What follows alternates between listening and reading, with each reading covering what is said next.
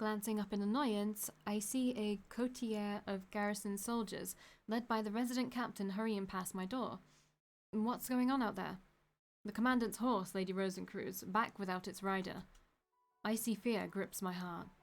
In a flash, I am up on my feet and hurrying after the garrison troopers. What do you mean? Where's Neri? Not on his horse. The commandant's whereabouts are unknown. Then where's his horse? In the courtyard, apparently, where we are running now. There. Almost leaping off the final few steps of the staircase, we pile into the main courtyard of the palace. A small crowd is already gathered there, fanning around the stable boy trying to placate a wild-eyed, riderless horse. Towering over most of the rest was the Lord Regent, frowning as he taps his finger on his arm. Let us pass! Plunging into the crowd, the garrison captain starts seizing random onlookers by their shoulders, flinging them from the scene. His soldiers assist him, their rough tactics clearing the crowd in a matter of seconds. Soon, only the captain, the Lord Regent, and I remain in the courtyard, surrounded by a ring of garrison soldiers. There you are, Captain. You came too, Valkii. My lord, where's Neri? What's his horse doing here? I know no more than you do. Less, I don't even know where he's gone to. When did the commandant's horse return? 15 minutes ago. I sent my aide to fetch you and hurried here myself without wasting another moment. All I saw is this one. The Lord Regent pats the horse on his maned neck. Neighing softly, the horse lowers his head and paws the ground. I lean closer to the saddle. The ladder is stained with ominously dark patches. Are they bloodstains? Yes, and made by more than one person, or I'm no judge of war. Whatever happened to him, your commandant gave a good account of himself. I warned him to be careful. Why was such a warning needed? The commandant was on council business, Your Grace. He is on council business. Be that as it may, I have not received orders to divulge the details of his assignment with outsiders. No need to worry, Captain.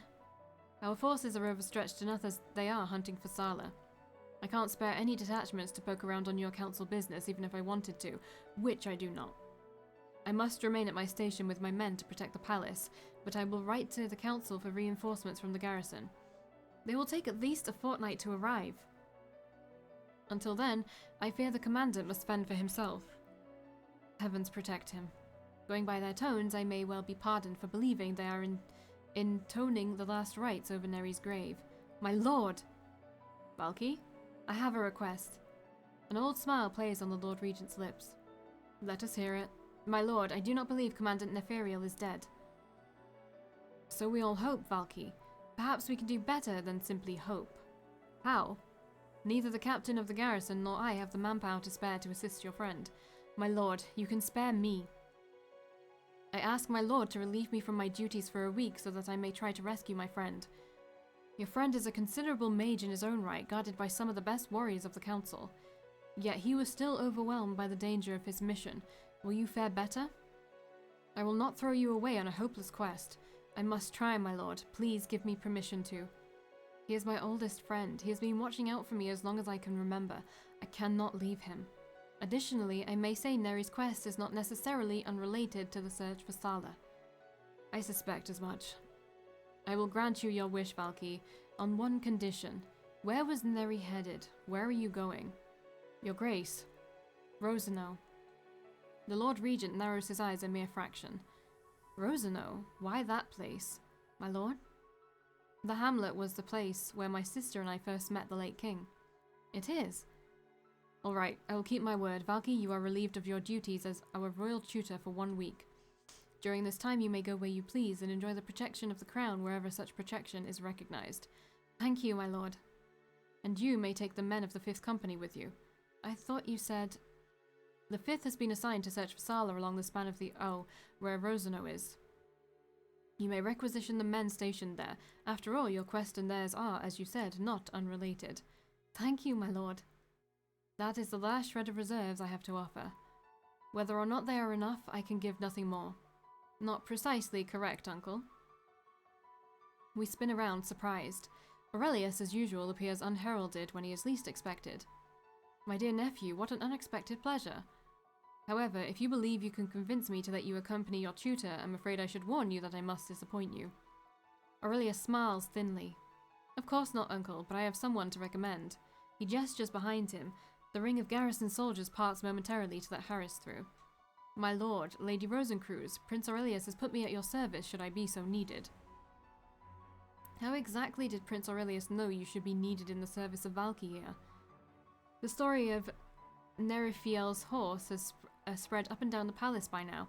I came with Harris as soon as I heard. You will no doubt forgive me for overhearing the latter part of your discussion. Naturally, Aurelius can walk through the cordon of garrison soldiers whenever he pleases, and if he should choose to do so unannounced, he can listen in to what we were saying easily. He addresses his next few remarks directly at me. Harris is my right hand, and I vouch for him personally.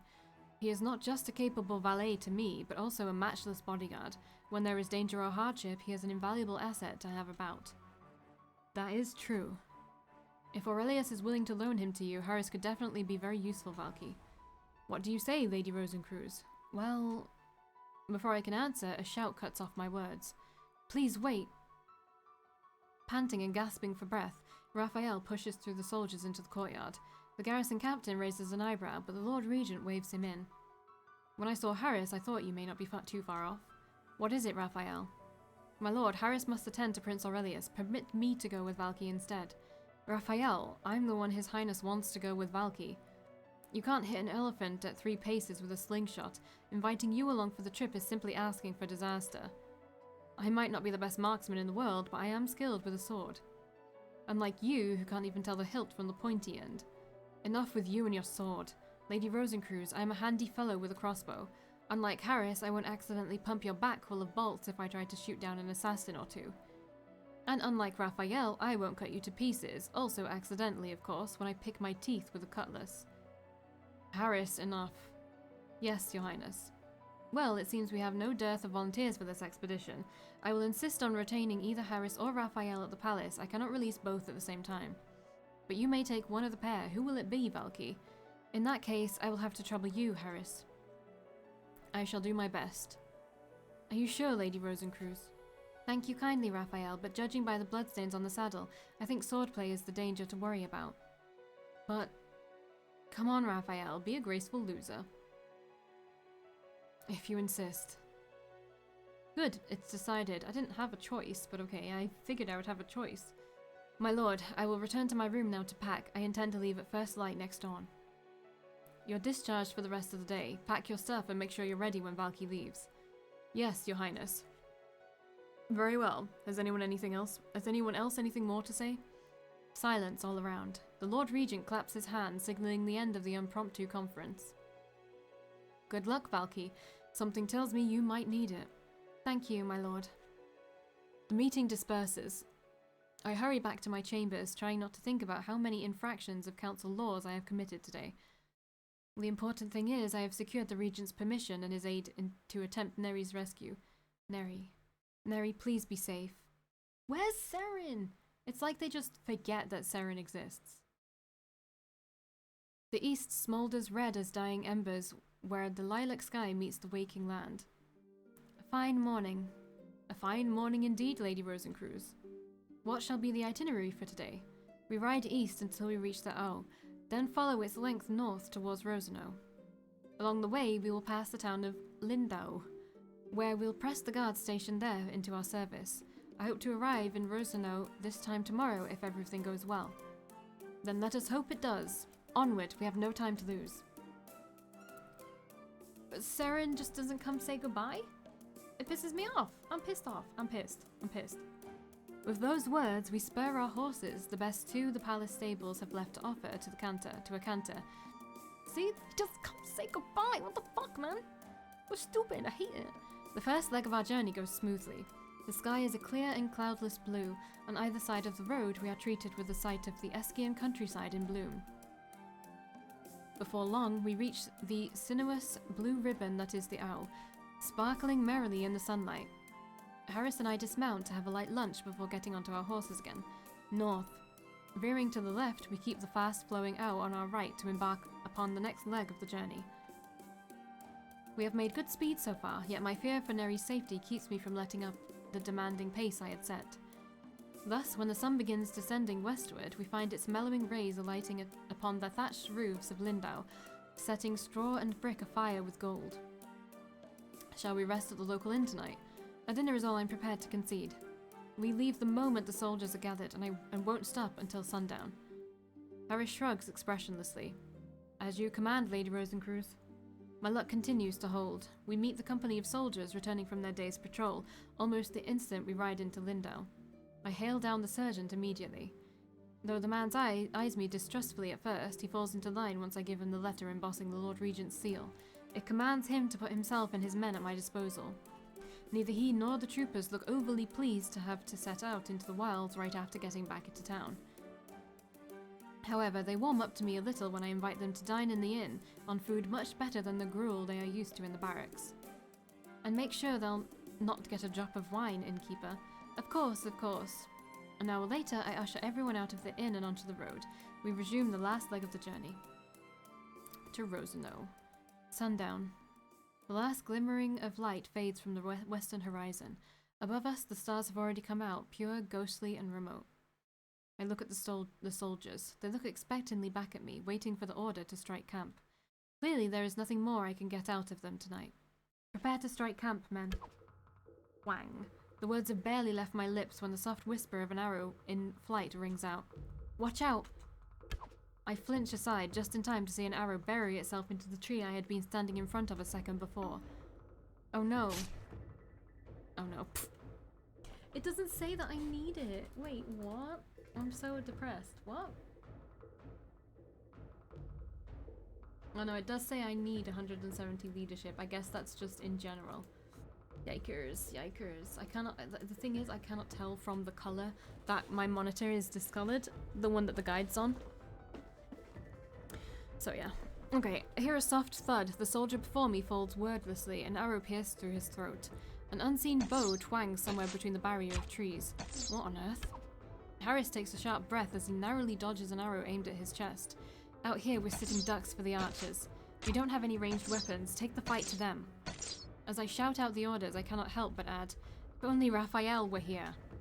You called, Lady Rosencruz? Ooh! The familiar voice makes my breath choke in my throat. Tree branches rustle. Figure after figure step out from the shadow-shrouded woods. By the motley appearance of their armor, they are a band of mercenaries or robbers, armed and armored with whatever they have plundered. Wait, Raphael? The person standing at their head, however. No, it's impossible. It can't be. Good evening, Harris. Raphael smiles and salutes Harris with one hand. In his other is a short bow that has an arrow already notched. Beside me, Harris utters no sound, merely staring at the man before us in bewilderment. Raphael? What are you doing here? Raphael's smile is mirthless and unfamiliar. I'm here to end what I began more than a year ago, Lady Rosencruz. Killing you. He was the one. What the fuck? You are the mind-controlling deviant. Lady Rosencruz, no, Valkii, you misunderstand my intentions.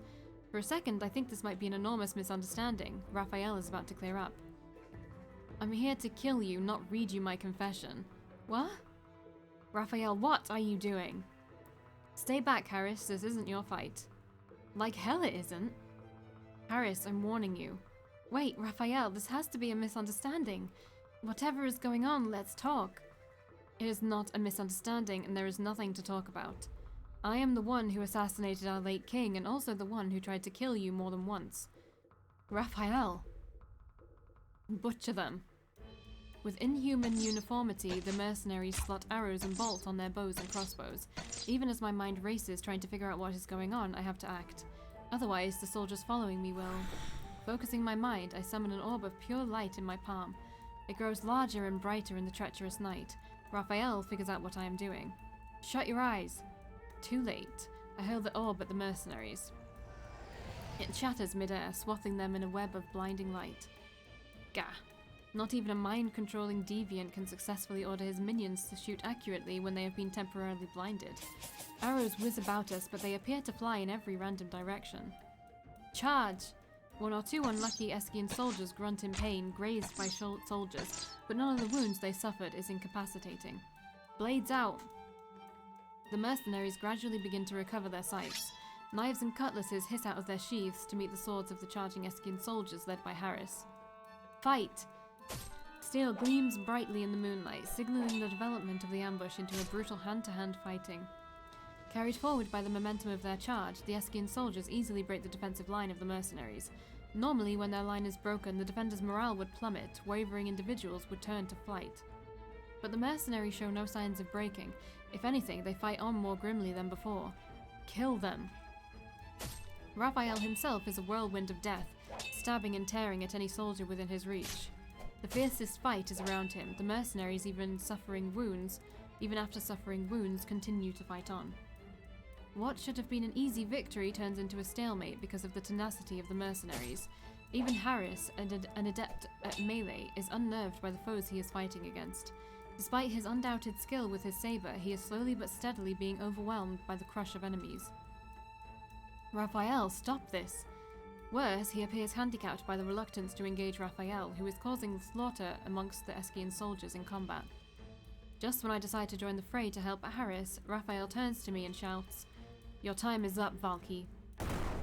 Raphael blows apart the two soldiers he is set upon by using a blast of fire.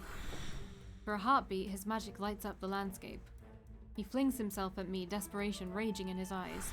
Instinctively, I call upon the moisture in the air and force them to freeze into an ice saber. As the saber crystallizes around my hand, I realize I have made a mistake. Fool. A saber similar to mine forms around his hand, but it is a blade of fire. Raphael raises his burning weapon.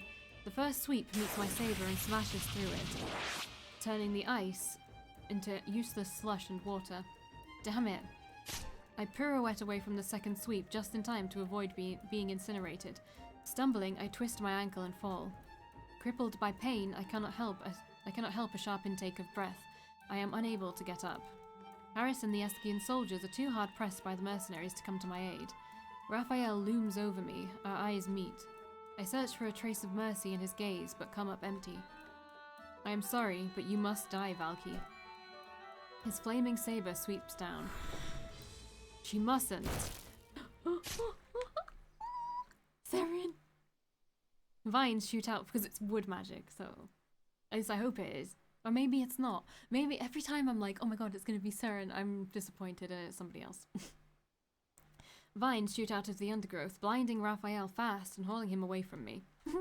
Come on, please. Who? High and clear, the road rings with the silver sound of hoofbeats. From the north comes two riders, their cloaks billowing hugely behind them. I don't know who this is. The lead rider is a tall man with a commanding presence whose face I do not recognize, but cannot shake off the feeling that I should know him. It's not Seren then. Okay, I'll just end myself. Impossible. The rider behind him is smaller and feminine. My second guess was going to be Sala. And her usually gentle face is now set in a hard, grim mask. Sala! You. More vines snake out from the undergrowth, turning Raphael into a writhing cocoon. His mercenaries dash to help him, but are themselves set upon by the vines and are wrestled onto the ground. You'll never take me alive. My mind goes numb as I understand what he's about to do. Raphael! Before anyone can react, an infernal maelstrom erupts from the ground beneath Raphael. Raphael, don't! That looks like his dad. My curse is on you, your kingdom, your line. His words die beneath the roar of the fire. Raphael's form blurs in the incinerating column that transforms him into a human pyre. I quickly retreat from harm's way, helping my soldiers as I go. The mercenaries, however, are bound in their cocoons and cannot escape. Their muffled screams fill the air, filling my heart with anxiety. The mysterious man, realizing the situation, quickly releases the vines, but it is too late. When the fire fades, nothing is left of the ambush but a pile of cinders that had once been the chief's treasurer of the palace. I cannot help but tremble in disbelief. Damn it. Why? The rider reins in his horse just before it tramples on Raphael's remnants and dismounts in an easy, graceful movement. You alright there? Can you stand? I stare at the man before looking about me. Who are you? Wait, is this the king? No. No, there's no way. I climb to my feet, unsure whether to regard my mysterious savior as friend or foe. He may have rescued me from Raphael and his minions, but he is a stranger who had come upon me in the dark of night, and he the strongest magic user I have ever seen. You! I turn to Harris to find him kneeling, His face is the pallor of a man who has seen a ghost. It is! Like him, all the soldiers who had survived the ambush are on their knees, their eyes made wide by disbelief. Your Majesty. Yeah, I knew it! I knew it! I fucking called it, because he kind of looks like Saren. His Majesty. I am the King of Eskia. I reeled back a step, then two. But you're dead. Rumors of my death are greatly exaggerated, I assure you. Right, Sala? I am sorry if I have caused any worries in the palace, Lady Rosencruz. My maker wished me to attend to him. You made Sala? Yes, I made her as I made all this. He sweeps an arm imperiously, taking in the road, the trees, the land, the sky, the whole of the kingdom of Eskia. You can stand. Come with me. I want to talk to you. The soldiers rest here. Harris, Sala, attend to the wounded. Yes, Your Majesty. At once, Your Majesty. Without another glance at me, the king turns around and strides off to the north. There is nothing for me to do but hurry after him, leaving Sala, Harris, and the soldiers behind. This is crazy! After riding through the night, we arrive at the mouth of a cavern. The entrance is shrouded by a curtain of trees and sundered apart from the world outside by what seems to be an inner lake. As we dismount, the king snaps his fingers. I feel the chill of his magic as the water surface freezes into ice. We walk across, entering the cave. I cannot help but curl my fingers into my vest at his. Once again, frightful display of magic. How are you? Not hurt anywhere. He has something around his neck, which also indicates he could have petals around his neck, which means he's a Rosencruz, but why does he seem to have unlimited power? I'm fine, Your Majesty. We arrive inside the cave. The interior is simple and crude. The former king of Eskia examines me as he walks to the opposite side of the cave, sitting down on top of a stone ledge. You'll be pleased to know your friend's safe. My friend? My heart skips a beat. You mean Neri? You've seen him. Where is he? Wordlessly, the king points at a corner of the cave. Neri and two garrison soldiers lie motionless on the crude stone floor. For a terrifying moment, I fear the worst. Then I see the rise and fall of their chests and breathe out in relief. They are sleeping off a healing draught Sala gave them. What happened? An ambush happened, and many of your friend's bodyguards are dead. He reaches down beneath the ledge and pulls out a book from the makeshift shelf. Even in the distance, I recognize it. They were after this. Your homunculus manual. Well done for deciphering its code. It's just an elementary trick every Rosencruz knows. I know. That means you're a Rosencruz too. Yes. A shadow crosses his face. Do you remember the lie-back incident?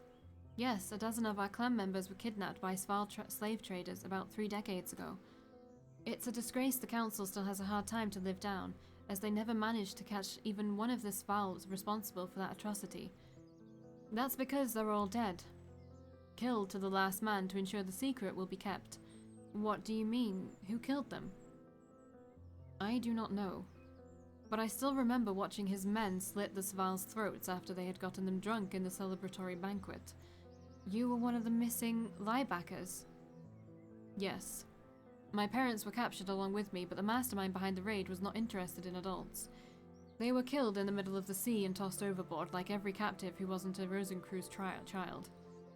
The mastermind let the children live. No, he only let the Rosencruz children live. We were to be the subjects for his experiments. What experiment? The king touches his neck. It is smooth and unblemished, I notice for the first time. My eyelids tremble. Oh, okay, so he just wears that for fun? Okay. Without the restraint that binds our magic, we Rosencruz can, and did, rule the world. The mastermind behind the attack wanted to hold dominion over that restraint, so that he can use us. He would be able to switch our restraints on and off at will, to channel the full might of our magic against his enemies. And, of course, to make sure we can never use our powers against him. Did he succeed? To an extent. As you have noticed, I do not bear the markings of our clan around my neck. A Rosencruz free of his chains. Such as we are meant to rule as lords and kings and conquerors once our chains are struck from our necks. A shadow crosses his face. I watched my friends and cousins, children I had grown up with, scream and die one after another in excruciating agony. We first begged to be spared, then for relief, then for someone, anyone, to take our place. Finally, we begged for a quick death. Though death came to all of us, it was never quick. But you survived. I was considered the most promising subject of their experiments. They tested their theories, their techniques on my fellow captives, refined them, tested them again before using them on me. I suffered unspeakably, but they kept me always at a hair's breadth away from death. At last, an untrammeled magic was tearing my body apart. He smiles, but I can see the sadness and pain behind it. A sensation of bliss washed over me, and I knew I was free. What happened then? I don't know. I thought I killed them all. Your kidnappers, or... My kidnappers I slaughtered for sure. As for my fellow captives, I recall nothing of the final months. If any other children still lived then, which I doubt, I must have killed them too. You really do not remember? On my honor, I came to myself only days afterwards. Where? Fleeing from my prison, I stumbled across a merchant caravan that was attacked and met my queen and her brother. Oh, you saved them. Even starving and wounded, I was more than a match for a band of common bandits. I cannot say I fought to save my future wife. It is nearer to the truth to say I killed bandits who unwisely attacked me. My queen took care of me and nursed me back to health out of gratitude. Thankfully. But why didn't you contact the High Council afterwards? He gets up from the ledge and strolls to where Neri and the two remaining guards are asleep. He looks down at them, his eyes narrowing ever so slightly. My parents and friends were dead. The High Council, founded by the world's first alchemists, failed to protect us despite the oath. And I, a Rosencruz free from his magic restraints, saw no reason to return to them. So you stayed here and conquered the kingdom. For the first time, a blissful smile crosses his face. I merely wanted my wife to have a safe place to live, and my future children to never fear beasts and bandits. Everything was going well too, but 2 years ago, assassins attacked me. Assassins are an occupational hazard of kings. I fought my fair share of them after I forged the crown of Eskia. But those assassins were different. They did not try to murder a king with steel, they tried to murder a Rosencruz with magic. They knew of your background. Strangely, they did. I told no one of my past, not even my wife, not even her brother. To the world and the council, I was missing, presumed dead for the past 30 years. You believed it was the mastermind from the Lieback incident. No one else could have known that I am a Rosencruz free of his magic restraint as those assassins did. Not long after that, I framed my own death and went into hiding to investigate. Have you learned anything? No, I am embarrassed to admit. I thought the mastermind would make enough careless moves to leave a trail of evidence behind him.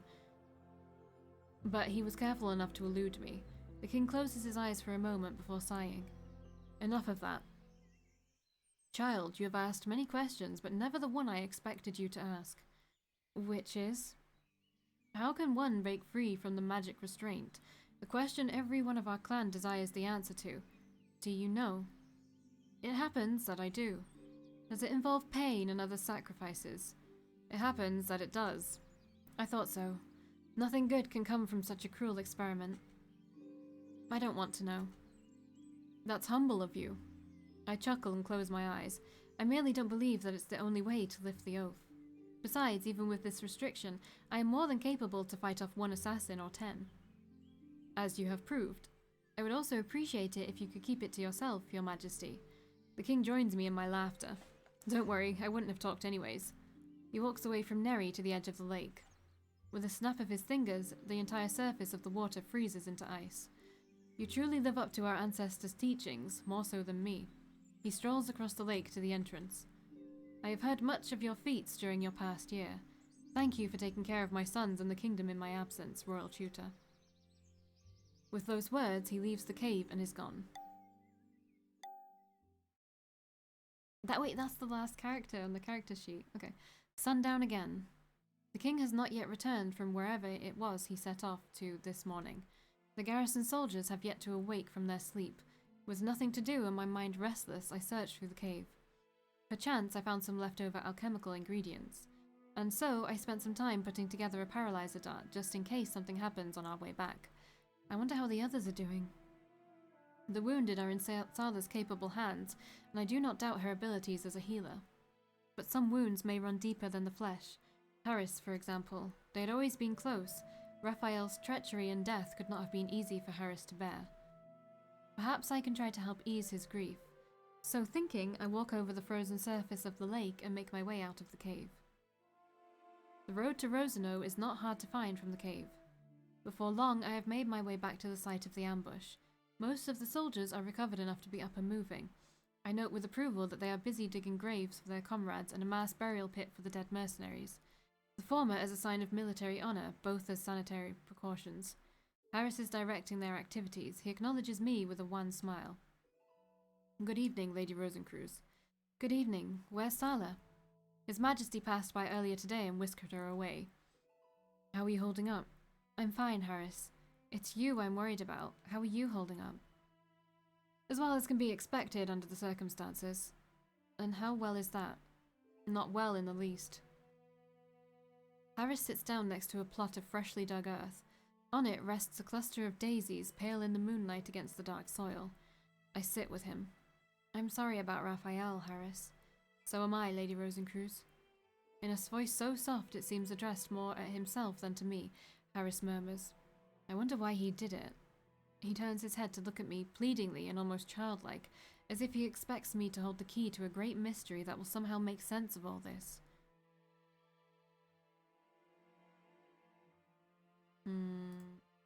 I'll save. Remember, Neri said that conjecture is bad. I have no idea. I trusted Raphael, and his treachery caught me as much as by surprise as you. What could have driven him to throw away everything for the sake of what? Whatever it was for the sake of, I can only hope it would have been worth it. I cannot believe it could have been.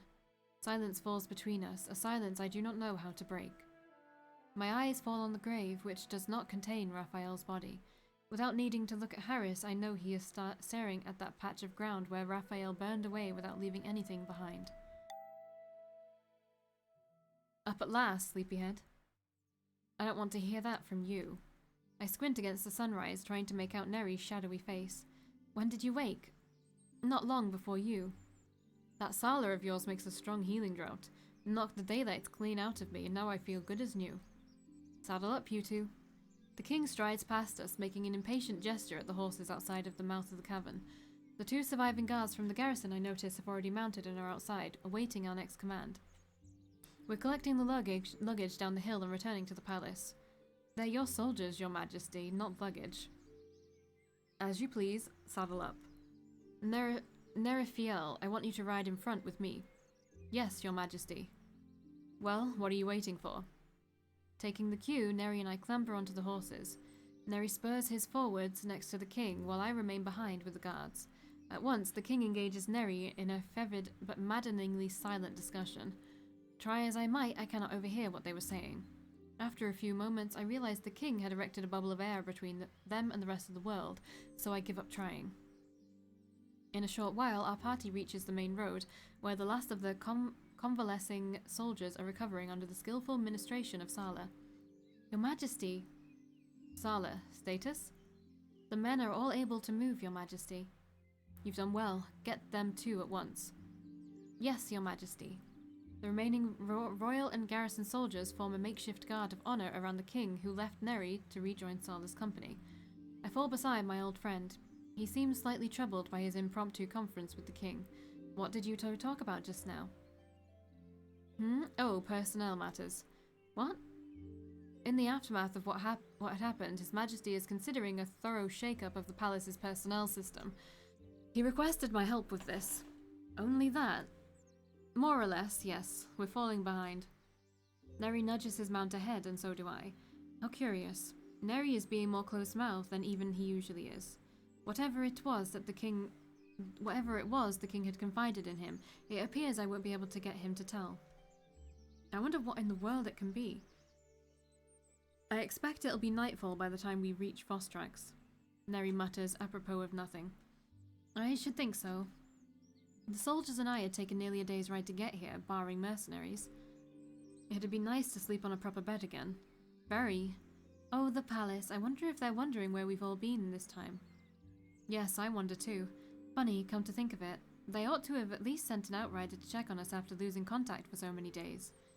Perhaps their manpower was stretched too thin by the search for Sala. Maybe. Something about the conversation bothers me. But before I can put my finger on it, the king breaks into a canter and I had to ride hard to keep up with the vanguard.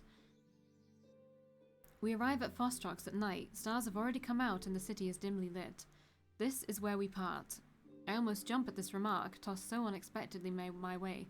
You're not coming with us, Your Majesty. No, officially I am dead, and I should like to remain so for the moment. Don't want to alarm the rabble by suddenly coming back from the grave. They are loyal subjects, Your Majesty, not the rabble. As you please. We'll rendezvous in the palace if all goes well. Why shouldn't all go well? He looks at me for a second, and in the deepening gloom, I might almost swear I saw a smile flicker on his face. Many, many years ago, I was also young and stupid. Age has since endowed me or cursed me, whichever you please. I gained experience and wisdom and a healthy dose of paranoia, which is more useful by far. Godspeed, Valkii. I put my friends in your charge. Cloak fluttering around his person, he gallops through the gate, keeping his head down low. He's not a bad person, Lady Rosencruz. It is only that his life has... Next to me, Sala pauses, and I have the impression she is delicately hunting for words. It has imbued his personality with certain oddities. You're going with him, Sala? Yes. See you in the palace, Lady Rosencruz. She too gallops off, leaving me with the rest. Where is His Majesty heading? The palace. As should we. It's getting late, and no doubt the Lord Regent is anxious for news of us. Let's go. Please wait, Lady Rosencruz. Harris speaks up before we can press forward. What is it? It is late. Yes? I blink at him in confusion, as do some others. Then Harris gestures at his own horse and realization strikes. You're worried the noise we make might disturb the commoners if we were to ride through the main avenue. It's a matter of government policy. Do not let horsemen strike up a din on the main avenue. How else can one reach the palace? By the long way round, the merchants' quarters. It will take more time, but the merchants will not be disturbed. The stalls are closed and their mansions are too large for the noise to reach them. The king has put us in your charge, Valkii. By which route should we travel? The main street through the commoners or the roundabout through the merchants? Fuck, I don't know. This seems like a tough choice. I feel like with the healthy dose of paranoia that the king has left with us, that we should get there fast.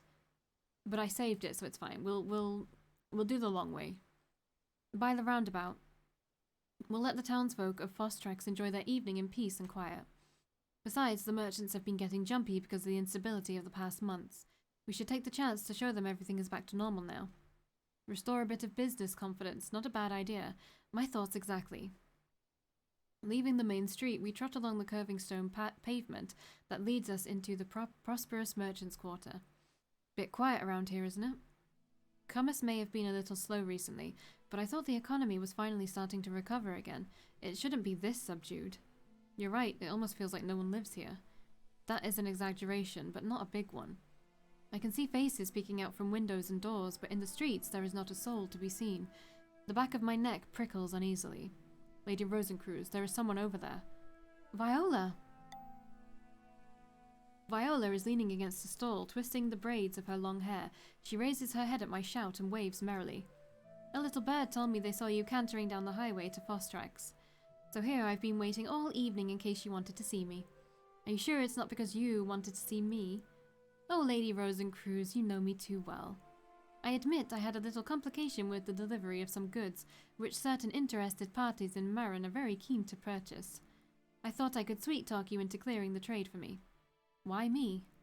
You see, when I went to the palace to find the official in charge of the trade, I bumped into half a dozen extremely rude soldiers guarding the gate who told me in no uncertain terms to clear off. I pause and look at her more closely. I should have noticed it earlier, but Viola is not actually merry in the least. Her face is pale and tense, and her thoughtless chatter, which I had attributed to her usual exuberance, is actually a symptom of nervous strain. But you're the merchant representative. You have the right to go in and out of the palace whenever you wish to conduct business. You're right. Maybe I should have explained that to them. They should have known. Why didn't you explain anyway? They were waving their pointy lances very, very close to my face. Our eyes meet. Viola is no longer smiling. Are they keeping people out, or are they keeping people in? I don't know. I didn't stay to find out. But later on, I heard that the rude soldiers disappeared and other people have been able to get into the palace. Did you try again then? No. Why not? Because I only hear of people going in, not people coming out. I nod to show that I understood. Viola's lips once again curl into her familiar smile. You're going to the palace, aren't you? Yes. If they get you, this conversation never happened, okay? Okay. Good luck, Valkii. Thanks, Viola. Bidding Viola an uneasy farewell, we continued towards the palace. Before long, we reached the palace, towering imposingly in the dark and silent night. The gate has been drawn up, and the guards who should be stationed in front of it are not there. Looks like Viola is right to be suspicious. Strange things are afoot tonight. The entrance to the palace looks like the gaping maw of some monstrous gargoyle of stone. I need to frigging start the next video. I will see you in the next one. Bye!